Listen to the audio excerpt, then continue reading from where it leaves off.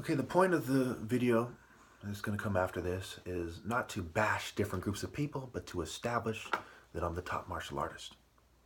Okay, we can look at it from doing the sacred math perspective, right? Do the math, use your mind. We can look at different forms of intelligence and understand how Einstein is not the same as an African brain surgeon with a hands-on surgical technique, right? Mind, body, and soul, and the spiritual conveyance.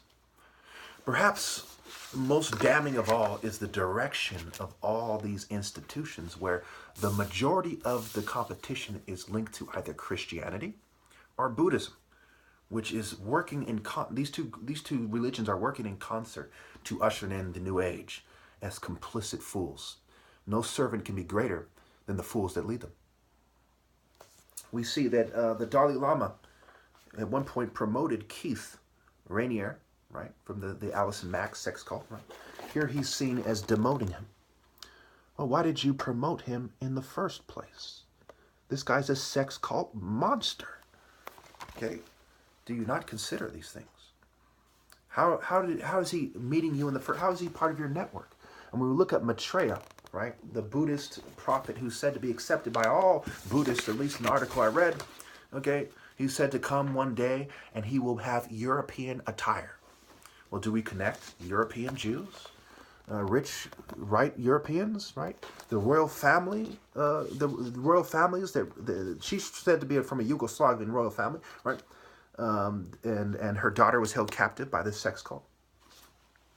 Do we connect these things together and say, hey, you know, people who are part of these New Age groups are dishonorable.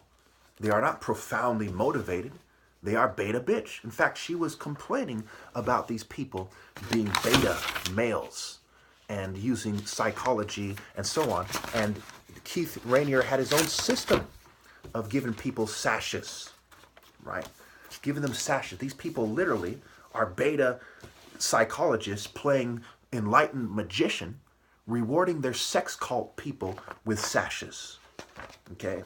Now here we have this guy, right? He thinks he's some kind of a sex symbol, and he says having sex with him, right? Sex with Keith was the only way to true enlightenment, right? And we see mental health embracing Buddhism. So what happens when the New Age firmly has its talons, its dragon claws on your religion?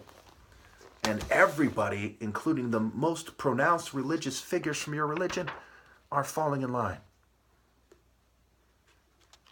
Does it not become